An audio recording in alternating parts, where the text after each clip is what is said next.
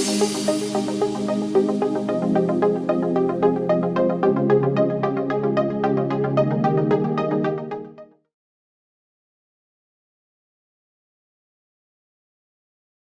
morning, ladies and gentlemen. Absolute pleasure to be here in such a sleepy and low energy place. So we need to get some energy into this room. Some of it needs to move from the next room, and some of it needs to wake up in this room. I was just wondering, how many of you are in any way connected with the banking industry? Show of hands for two. It's a smaller number than I would have expected. How many of you in some ways deal with banks?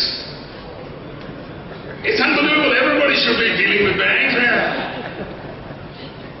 Front benchers are always front benchers, everywhere. So when Brian asked me to kind of speak on what banking could look like 3 or 4 years from now, my first question was, how many bankers are going to be there? Are they really interested in this kind of stuff? And then he gave me some solace. But in any case, I think many of you don't realize banking touches your life every day. I remember coming to Colombo, not last, I came first to Colombo in 2000 when NDB Bank was not NDB Bank, it was just NDB. And I came along with another colleague to advise them on the journey to becoming a universal bank from a development financial institution. So the world is changing kind of every day. Now, having said that, banking, ladies and gentlemen, is very staid, very boring business. And I can get away with anything because there are hardly half a dozen people here who know anything about banking. So I'll pretty much say what I want. Nobody's going to challenge me. But really, banking has not changed very much over many, many centuries. Till maybe 40 or 50 years ago. While all these tablets work, I'm wondering, will I ever get my presentation up? Oh, I can see it. So I want to first give you the good news. The good news is we are going to save 3 minutes of time today because I had a small artist's impression kind of a video. It's not a formal video and the codec is not supported, so that's not going to work. So we're going to save some time. But in the modern sense of what we know as banking, right? I've heard people saying banking existed thousands of years ago, there was barter and there were cowries in India and so on. That is not banking. Banking requires an intermediary. Banking doesn't require two people to find ways. That's mercantile commerce. But banking requires somebody in the middle. And I think in that sense, if you were to call that modern banking, that kind of banking evolved maybe 500 or 600 years ago in the mercantile cities of Italy, cities like Florence, cities like Venice, like Genoa, and so on. And traditional functions of banks for the last 500 years, as you all know, have been accepting deposits, lending that money, changing money sometimes, and all of this transformed really very, very little over many, many, many centuries. Over time, of course, something that we call pro notes or promissory notes started developing. With all the aspect ratios changed, these slides don't look like what I thought they looked like, but not a problem. And debt instruments which led for the first time to laws and regulations in the early 19th century, these started developing in cities like Amsterdam and London and so on. But really, I've been in banking for many, many years. The first signs of change were visible only around the latter half of the 1960s, when one very bright gentleman called John Shepherd Barron, anybody heard of him? He was pretty bright. He invented something that we love to call anytime money. And this was first installed in Barclays Bank in London in, if I recall correctly, 1967. And from then on, we've been seeing some changes in banking. And interestingly, I don't know when the first ATM was installed in Sri Lanka. Anybody knows? I have no clue. 85? Sorry? 89, okay. So pretty much about the same time in India. And I've always wondered why it took 20 years for something which we all think is so convenient, so wonderful, we can't do without it, for it to come to the subcontinent. I don't know. It was a very strange world we lived in. I was quickly, kind of in a one-pager, run you through banking when I joined State Bank of India, before most of you were born. I of course realize I'm about the oldest person in the room, so I can take that liberty. I joined State Bank of India in 1976. Other than the front benchers, was anybody born at that time? You're a front bencher, Ryan. How could you raise your hand with such a lesson? So nobody was born, right, at that time. But what was banking like? What was the kind of mechanization we had? It'll surprise some of you. You know, what was the most sought after device in a bank branch? Something called a facet calculator. Any of you heard of it? Front benchers, sold to silence. It was a machine on which you calculated in total things, and every time you did, like, you know, the various slot machines. It was not electronic, it was mechanical. It was made in India by companies like Methodex and Facet and companies of that time. But really, this was the only machine available to a branch. Much of the day was spent in voucher entry, in bookkeeping, tallying cash, and there used to be a magic word called balancing. It was like hallelujah, right? Books of balance, maybe calls for a tea celebration or tea time celebration. So the world was very different. The money at risk was limited to the balance sheet of a single branch. And you know, once you locked up the branch after 4 or 5 hours of business hours and balancing your books, you locked it down, you could sleep soundly at night. Nothing could happen to your balance sheet. It wouldn't get stolen, it couldn't get hacked, it couldn't get defaced. Nothing could happen to you know, banks were that way much sounder and safer. And you know, as staff, as a manager of a branch, I was expected to leaf through every voucher of the day. You know, so you have somebody who would bundle up all the vouchers. Vouchers are nothing but record of the transactions that have taken place. If you drew a check, that will be a voucher. If you deposited money, that's a voucher. And you know, branch managers would go through these, and it gave us a fairly good idea as to who was doing what, right? Who was paying whom, who was receiving from whom was paying insurance, whose children were in which school, because you had checks written out to schools. So it gave you a very good sense, and you were doing this every day, mind you. So it was not once in a while. You did this every day. You knew which accounts were under stress, because you know, those checks would get referred to you, there weren't funds, somebody would come and say, I have an important check. The world was completely different, and I'm talking about what, 40 years ago, right? It's not that long ago. And then suddenly, I think about 20 years ago, this idyllic world started rudely changing. So some of us who lived in that world would really say, rude, horrible change. Right? It is interesting to reflect back on the forces of change that were to shape this sleeping behemoth, if I may. All of them, interestingly, were let loose by developments in technology. I realize this is a technology conference, and so you know, I need to bring in some of the topical things that technology has done to shake up staid old bankers like me. For the first time, you got devices that were affordable, that could be put in branches. And you know, with all our union problems and trade unionism and lack of knowledge, this was a big opportunity. And there were problems in the industry that were waiting to be solved, and the industry responded honestly with childlike enthusiasm. What were these problems? Bank after bank lined up to just pick on the low-hanging fruit. The low-hanging fruit was bookkeeping, housekeeping, balancing a book, statements of account. This was not rocket science, but this is what bankers grappled with. This was the mundane humdrum of their lives. And so they kind of ran after this, and automation of housekeeping, bookkeeping functions. You know, this didn't, of course, directly impact the bank's customers, but the customers did notice winds of change. Because when they would come into a branch, you would have sometimes passport printers, you would have smaller queues. Some banks started offering single window service. It didn't say savings bank, checking, current account, fixed deposits. You could go to pretty much any counter. So customers started feeling some change, but banking hadn't actually fundamentally changed. Really, if I was to say when has banking started changing rudely, dramatically, I would say last 10, 15 years. Not only in the subcontinent, I'm talking globally. So the pace of change in banking and banks continues to accelerate. This period coincides with significant changes in products, in processes, and channels. You know, channels that we hadn't heard of have come into being, and all of them are less than 10 years old. So many of you may not even realize what banking was like before these channels were born.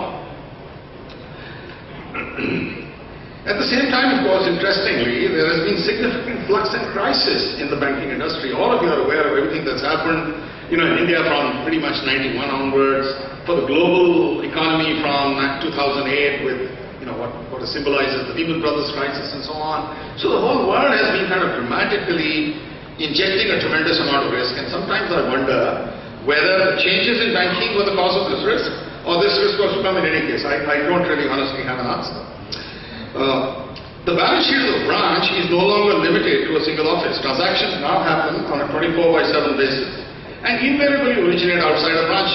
For most banks in India, about 70% of transactions that happen on the books of a branch don't take place in the branch. They may happen on an ATM, they may happen in a call center, they may happen on the internet. So there's no voucher, the branch has no record of those transactions other than a record of account, right, saying a debit or credit has happened. So the old control structures that banking developed over hundreds of years, they've been completely rendered obsolete. Bankers don't know what to check, I would say they don't know how to contain fraud, but they're kind of learning, and they're learning slowly. And the balance sheets have become subject to global risk, right? So it's no longer what you do that is going to inject risk. So I remember when the Lehman crisis happened, in ICICI Bank, we had our capital for the US operation parked with one of the banks that was impacted. This was supposed to be the safest of the safe havens, right? Your capital is sitting with an A-class bank, but suddenly the bank disappeared. This was bomb, right? So it just disappeared. And the complexity of banking is of course increasing. And this is leading to exponential growth in both market and operational risks. What many of us don't realize is transaction volumes have multiplied and transaction velocities have increased. But dramatically, I don't know how many of you realize that the time to complete a transaction has shrunk to sub-seconds. A good branch, an efficient branch, 10 or 15 years ago, for my friends in the front benches, you could go in and complete a transaction in 10 minutes. Withdraw money, deposit money, pay a bill. If you could do it in 10 minutes, that was considered very, very efficient. I don't know, anybody disagrees? I'm talking about 15, 20 years ago. Now how does it work? It's microseconds. Right? So we are not realizing the impact it's having on our lives to be able to do all this in dramatically short periods of time. So I'm going to, in this context, I just wanted to set the context, do some kind of crystal clear thing on what are the factors that could impact how banks progress and they look like over the next 3 to 5 years. So clearly, I'm going to run through a number of trends. I can't proclaim to be a crystal gazer or a soothsayer, so I really don't know what will happen. All I can do is endeavor to share with you events that I think are going to have a tremendous influence on the way banks and the banking industry, the financial services industry in general evolve over the next 3 to 5 years. I think the first very, very large headline trend is clearly around data decisioning, the ability of banks to be able to access this data. So technologies for extracting intelligence are maturing rapidly. Are any of you dealing with BI and analytic tools? Or is this all Greek and Hebrew to you? If it is, please bear with me. I don't know many other languages. All aspects of data management will become increasingly important. Banks already are beginning to have significantly better real-time data intelligence about customers. You don't know the kind of information your banks have about you. Just basically from the way which POS terminal you transacted on, what kind of store you bought in. We still don't know the SKUs, right? That'll come. We don't know what you bought. But we know you went to a department store, you went to a jewelry store, you went to a food joint. We know that. Where you withdrew money from, where you paid. So all that information is now digital, that information is available, and banks are already in India. I know even before I retired last year, we were piloting location-based services. You walk into a store, we would push offers to you, relevant to you in that store, discounts and so on. The challenge, of course, with that model is not technology. The challenge with the model is getting your marketing act right. So when you do a pilot, you can do it in I don't have the names of the large shopping centers in Colombo, but in Bombay, for example, you have Hyper City, you have Phoenix, and colleagues from Bombay would relate to that. So you can get the raw material and the offers for pilot locations. The challenge is, in a country as large as India or as diverse as Sri Lanka, how do you ensure that you have relevant offers available at all locations? I always believe technology is not difficult. Everybody will get it. Transaction history will emerge as a way to identify new product and service requirements and push these kind of contextual offers that the bank believes are relevant to the customers. It's not happening. I still today, at the age of nearly, and I'm not 60 yet, but I still, I'll get by email or SMS somebody saying, baby diapers on sale. It's trash for me. So the ability, the intelligence to be able to push the right stuff is improving and will tremendously alter the way banks will move. Companies will be able to capture and retrieve less structured data types. Some of your technology know constants, variables, alpha, numerics, integers, floating. But what about video? What about audio? What about the fact that these codecs don't work and these codecs are in different ways? All of this information is valuable if you can store it and more intelligently retrieve insights from it. That technology is maturing rapidly. Analytics, and some of this data will come from public data sources. This is not going to come from within the bank. We are working very hard, we're working very hard to try and get SKU level information on consumers. So we know what you've spent on your card. We know in which city, in which terminal, which merchant you spent that money. But we don't still know what you bought. So we are working with merchants, can we get SKU level information? Because then that helps us to segment our customers better. And that's going to emerge. So real-time analytics, banks will also have improved data scrubbing. They will have to work on data quality issues, data security and governance. India has a big challenge of similar names, common names, bad address formats. All of that is coming to the forefront. Banks like Maybank are already using advanced data mining that allows them to predict customer behavior throughout the customer life cycle. Now still it is early nascent stages, not a perfect science, but improving. Another factor that I think all of you will kind of relate to is clearly the convergence of collaboration and content with telecommunications as a layer. So use of collaboration and community tools such as Kailash mentioned, telepresence, video conferencing, co-browsing capabilities, desktop sharing, social networks that I know very little about honestly, will provide better connectivity and with customers across the entire workforce. This will enable new sales, remote sales channels with newer service propositions, and all of them are beginning to emerge. Use of social networks, will increase. I don't know. Are banks in Sri Lanka using social networks at all? Quick question to the House. Anybody knows? Are any banks on Facebook, Twitter? Do they do anything? Send you notifications?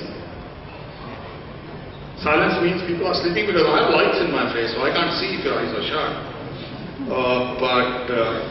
So can you raise your hands if they're doing nothing? I'm flipping the question around. Somebody said, why do you say sleep? Anyway, so what banks, what ICICI Bank, for example, has done in India is we already offer all the inquiry kind of facilities on Facebook. You can look at your balances, you can look at your accounts. We don't still allow you to transact. We will get there. There are issues of security and so on. Sometimes overhyped. Sometimes we are not very sure whether customers really want that, right? There are lots of technology throws, lots of gizmos. Surface technology. You guys have seen surface technology? Yeah, a big sheet of glass with a computer under it. Yeah, good. Now, I'm a pessimist. I don't think banks will ever have great need for service technology in branches. But Citibank spent about $10 million in a branch in Tokyo.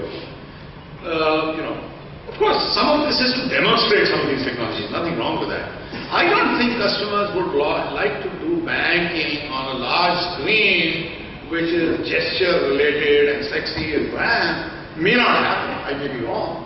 But things like that are happening as well. So I'm not so sure what will happen on social networks. But clearly these are going to be enabling tools for our own internal sales, service, workforce automation and so on. So today experts, for instance, can already connect to any branch as virtual advisors. Talent is a big problem in banking in India today. We have a large pool of talented bankers who belong to my generation, who know bookkeeping, who know housekeeping, who know how to chase customers, right? Then you have new gen bankers who know how to sell, I joke, they know how to sell television screens. They don't understand banking products. So bankers with the talent to live in the current world, I think across the world, that's a shrinking pool.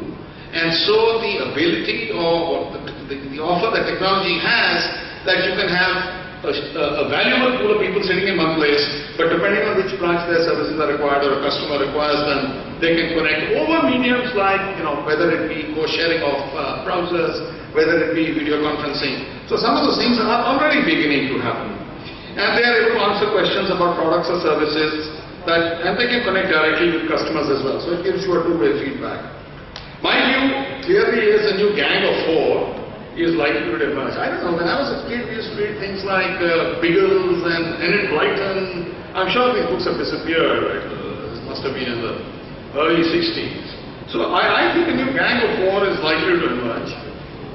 The banker, the retailer, the telco, and the technologist. These four will come together in real and virtual ways to completely change what is happening in their native domain, right? So telecom will change as well, retailing will change as well. It's not only that banking will change, but they will come together and start offering some kind of composite solutions. Banks have no choice but to go from collaboration, which they are doing now, to co-creation, which I believe they will end up doing, with new services and products that combine offerings from banking and non-banking entities. Social media might indeed start generating new revenue streams. Who knows, right? Right now it's only consuming money. Might focus could shift from customer care to new selling opportunities, powered by peer recommendations, personalized services, and co-creation of products. My son, who's 25, has developed an app that has been tested in some banks in Bombay, which is offering location-based services, but what he's trying to do differently is give the power of aggregation, right? So many people went to this store and bought this. So it's independent. It's not the bank's recommendation. It's a recommendation that is culled from the behavior of various users. What are people doing? And some people find it valuable. How many of you read something or have ever read or gone into something called TripAdvisor? The front benchers are the stars. TripAdvisor is not available in Sri Lanka. Nobody travels. I don't know. Jokes apart, there is a great power in peer recommendations, in peer experiences. If you're checking out a hotel, you'd love to see what others are saying, good service, bad service. I've contributed reviews as well, right? This place was pathetic, or I was very impressed with this particular person in this remote hotel in Edinburgh, for example. So some of that work is beginning to happen in banks, and I think that will only increase. The other thing that's happening is the new generation of workers, these new kids who are joining the workforce, they sometimes take Web 2.0 tools for granted, right? We have to learn these tools. People like Brian and Kailash have to spend tons of money in explaining to the world what was Web 2.0. Nobody knew what was Web 2.0. Then we suddenly said, we get it. So this generation is completely familiar with that. And, for example, Bank of America has launched a help account on Twitter. To give its customers another way to get help. Right? So they are already live on Twitter for help.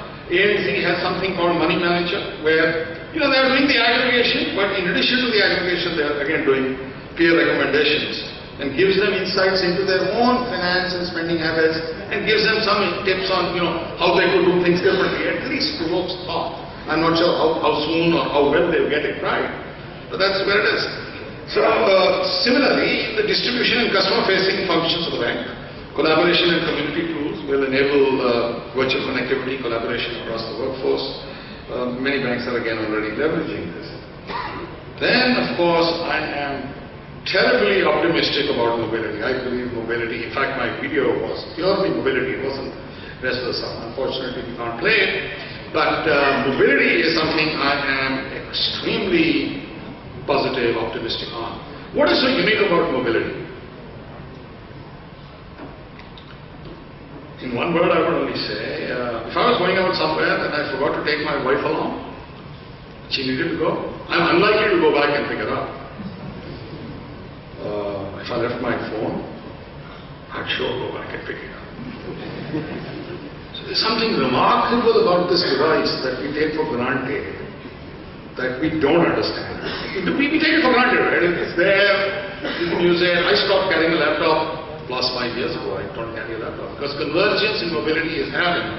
So mobile devices have become to eclipse personal computers. You're seeing that data media publishes for us as the electronic choice channel for businesses and consumers. So devices like smartphones have now become more intelligent than PC, or more powerful than the PC of maybe 10 years ago. 3G networks.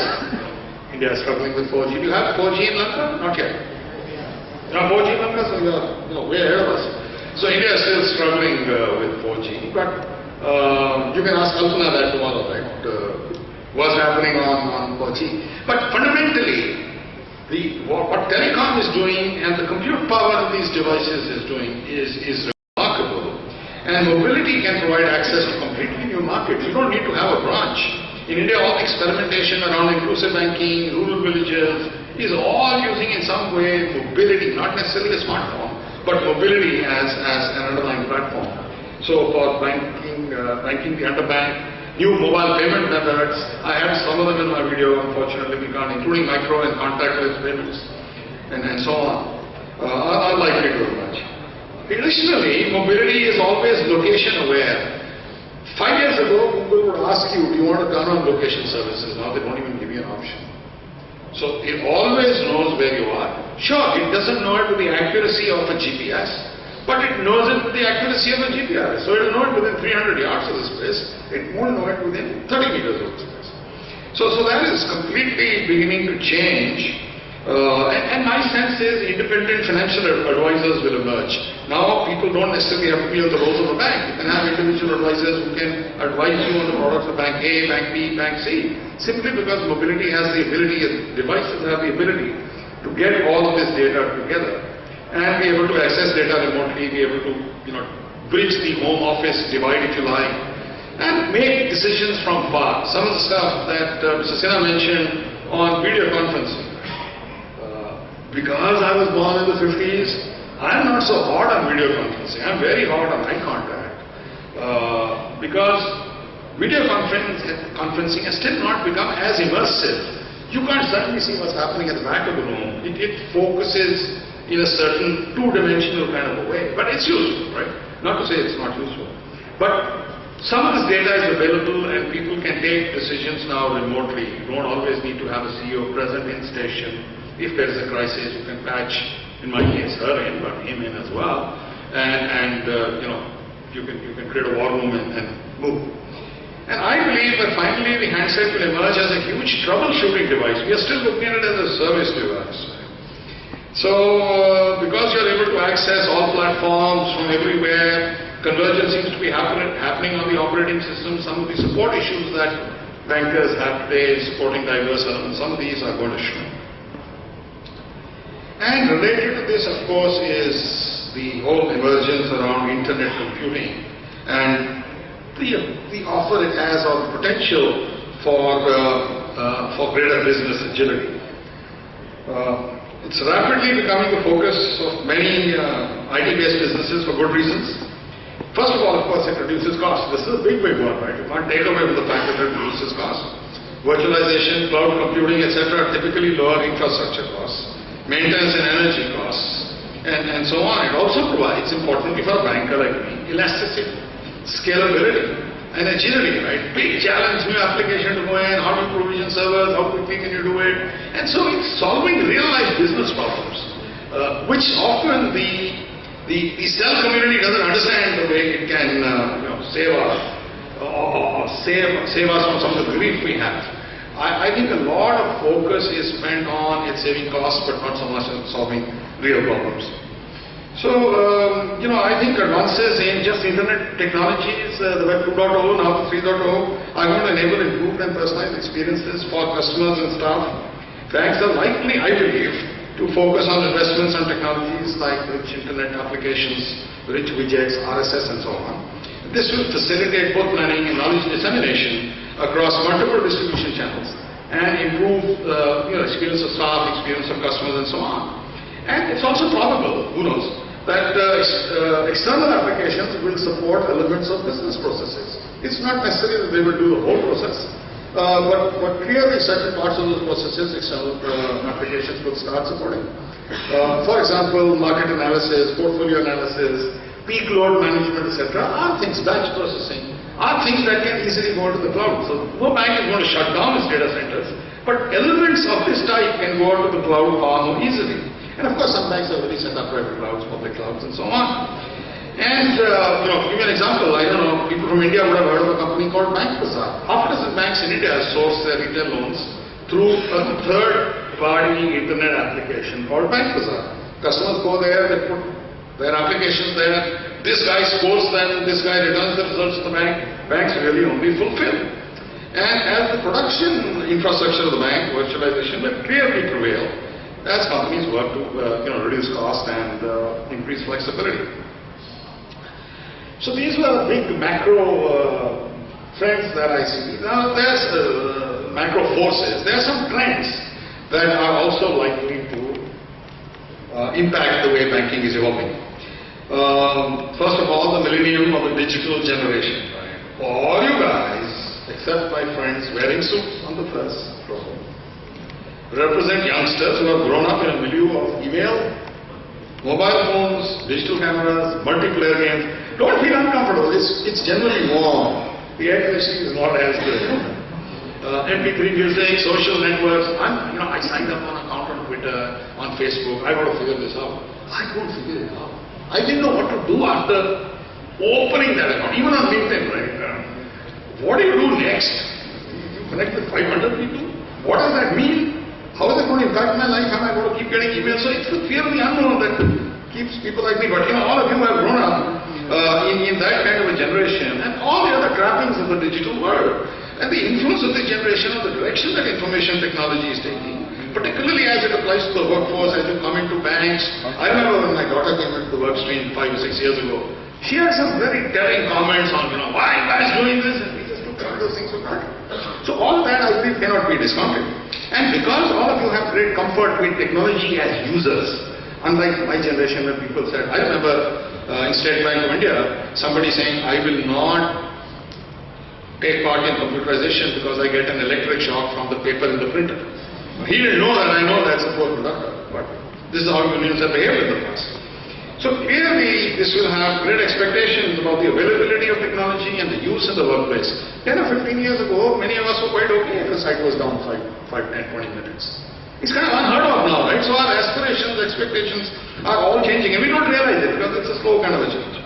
And kind of comments we get, if you want to get something done in one of the banks in India, go blog about it. It'll get done in 10 minutes. If anybody disagrees, no, I'm going to ask questions the other way. When I want you to support me, I'm going to say raise your hands. But I know nobody's going to raise their hands. Okay. So, and these reputations will greatly affect organizations' abilities to sustain competitive advantage over a period of time. Right? So it's important. It's not to say that they're not important. So banks will need to target, customers like yourselves who are digital generation, millennium generation, whatever they call it, with a truly differentiating approach. Advertising formats will need to change, tailored offers will need to change. We always don't know how they're going to change, but they will change. And we need to understand what those requirements are and what peer communication is going to impact, in what way they're going to impact us. So, there's a website called Visavi, for example, that allows users to link their Twitter accounts to their Visavi membership. And then it allows you to do recording of cash spending and everything on the go.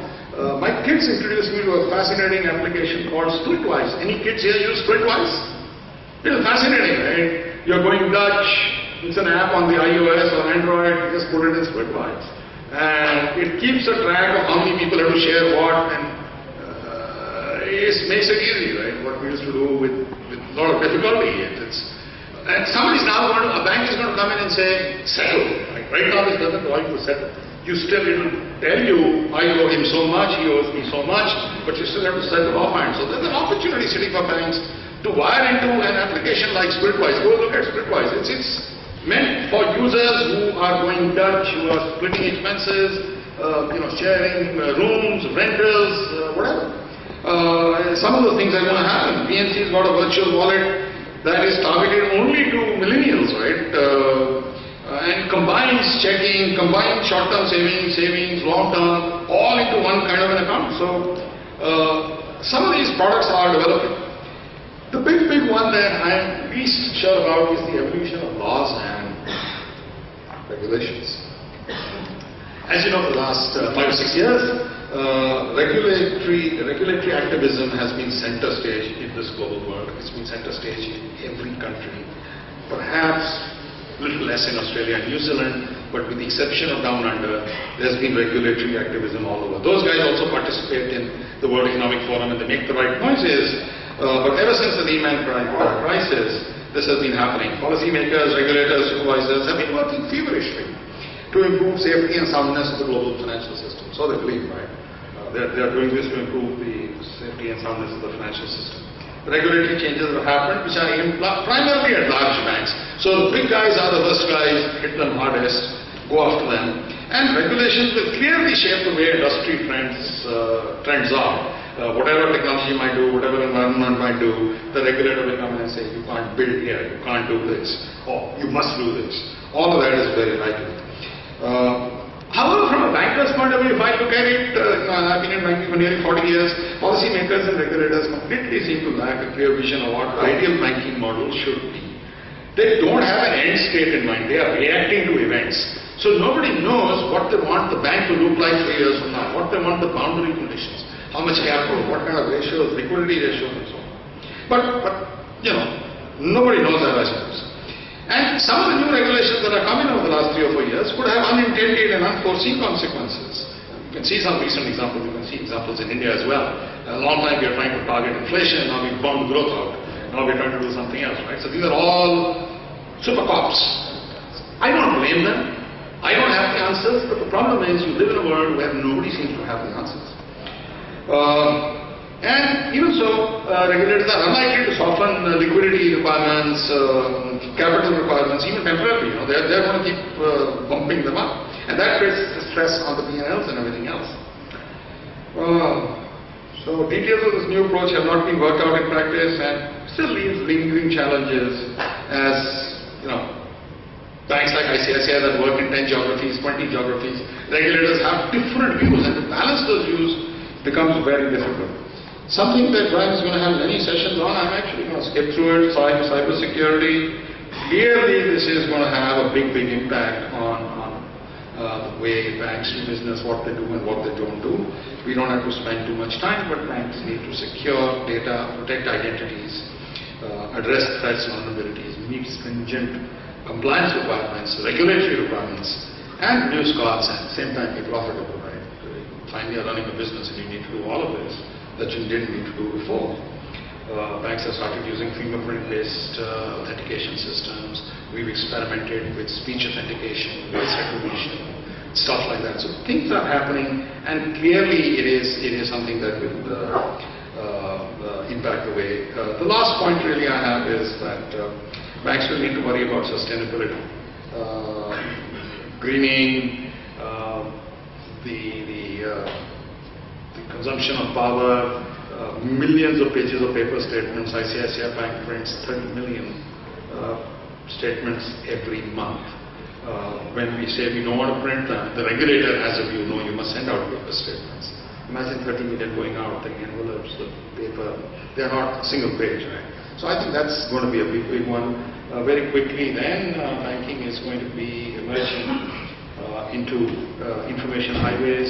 All of us know that the traditional model of profit and loss, which is deposits, lending, margins in the middle, is shrinking, it's under pressure.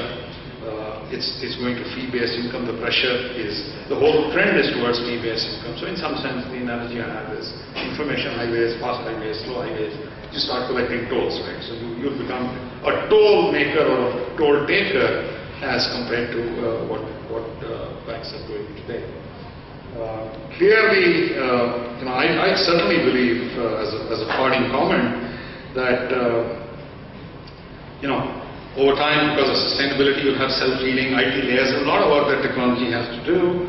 And in a sense, if information technology is a problem in the last 50 to 20 years, I'm very sure it's also the solution. Thank you for your patient listening, ladies and gentlemen. Have a great conference ahead of you. Pavir, I'd like you to remain on stage if you have any questions from our audience, please. This audience will not have any questions. Then I have one for you. You have front bench here. Okay, any questions from the audience, please? Pavir is an international speaker. You can maybe ask him something about banking in India and so on. Okay, since there are no hands, I'm just going to ask. They can ask me anything on anything, right? I'll say I don't know. Why are you limiting it to banking in India? Okay. So I have one for you, Mr. Bora. Yes, sir. Technology is a double-edged sword, and in the course of your presentation, you mentioned that the window for transactions has shrunk to a few microseconds. My question is, doesn't that up the risk factor? Of course it does. And what kind of best practices, policies? It's a very general question, but what is being done in terms of best practices, policies, even technology to mitigate these kind of risks? Because your transactions are happening on your phone now, your mobile phone. And what about, there's a lot of fraud happening also. A stolen cell phone, for instance. So what is being done? It's a very risky proposition, carrying a mobile phone around with your bank details in it. I would not be comfortable doing that. So I do it. Brian, direct answer to your question, of course it increases risk. That was the whole theme I'm saying, right? It is increasing risk. Transactions are happening, more transactions are happening, they're happening faster, the transaction execution time is smaller. Of course there is, and they are larger transactions. Unlike the human world where if you had a very large transaction, some manager would look at it, he'd look at you, look at it. I came out of customs in Colombo this morning, some guy calls me, starts looking at my passport, and he's looking at some visa or something, and I don't know what he's looking at, right? I was pretty sure he's not looking at anything that is relevant. So, but bankers used to look at that and used to feel important and intelligent. So what are banks doing? I think they're doing a tremendous whole lot, and we'll address some of the issues which you raised as well. I think what is happening at the back end is every transaction is going through the risk scoring as it is happening. Each and every transaction in most banks, some banks may not have got there, they will get there. It is going through risk scoring, which includes the customer profile, so we have scores on what is the typical profile this customer has. Does he do transactions in this value range, for example? Is it from a city that he's usually in? Is it in a currency that he's usually in? Is the merchant a high-risk kind of a merchant? Banks know by experience, jewelry merchants, for example, we will attach, it's not fraudulent, higher risk scores. So all of this is happening magically in the background, and sometimes transactions do get declined, and because you're all the good guys here, you never come to know because you have good transactions, but don't get declined. Now, as far as identity theft and everything else is concerned, it is truly a double-edged sword, and I think we need to navigate this by with a lot of care. The easiest way is to shut down the bank. It's the least risky. And said, we will not do this. Right? The problem is, a banker is always trying to balance risk with customer convenience and add that piece of competition. There's some stupid bank out there that is doing stupid things, sometimes I have no choice but to react. He is doing a 500,000 rupee day limit, I do 100,000 rupees. So sometimes we do stupid things because we look at the Joneses. That is true. But clearly, we are all the time trying to balance discomfort and convenience with risk.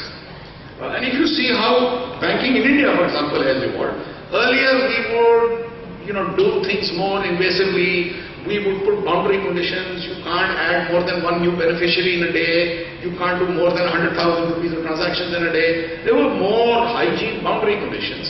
What we now do is more scoring based and analytical, looking at your behavior, your profile, do some of that interchangeably. But Brian, you're completely right. Banking is the only industry which has raw material bound money. Where you have raw material bound money, you'll have bees coming around it, right? Like honey. So there will be trouble. Okay. We have a microphone there. A question there. Please introduce yourself before you ask the question. Preferably if you can stand up so we can see you. We can have you on camera as well. Yeah, please introduce yourself. I'd like to know about it. Hi, my name is Tarendra. I'm chairman of the ITON Group. We're an IT services solutions provider, infrastructure solutions provider. We do some work with social media. Actually, my wife handles that side of the business. But one main thing that I wanted to ask you was that you talked a lot about the business intelligence that banks can get. For example, who's spending money where and what are they spending it on. And you talk a lot about working with the merchants in terms of getting specific SKUs, things like that.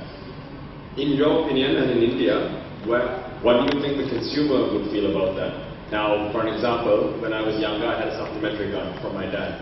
And, I'd use it at a supermarket and I'd say, I urgently need to buy some, food or something. But actually, I went and bought beer. And I don't really want my father to see that and for the bank to know that I'm using his card to buy certain things. Similarly, there are other transactions where people would not want the SKUs, the information to be divulged. And what kind of, you're talking a lot about, getting all this intelligence and working with it, but where does the consumer stand on all that? Yeah, so let me answer that very quickly. You're right. There are some of those concerns. I am a technology banker, very binary, 0, 1, yes, no. It's not usual to stand at forums like this and give direct answers, perhaps.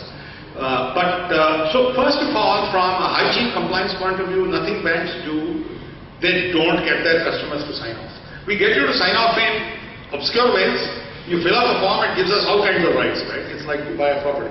So first of all, you've agreed to share that data. But secondly and more finally, that data is already available. And we are not looking at personalized data. We are really looking at aggregates of data, right? We don't necessarily need to know who that person is. Of course, we do know if it's a card stamp.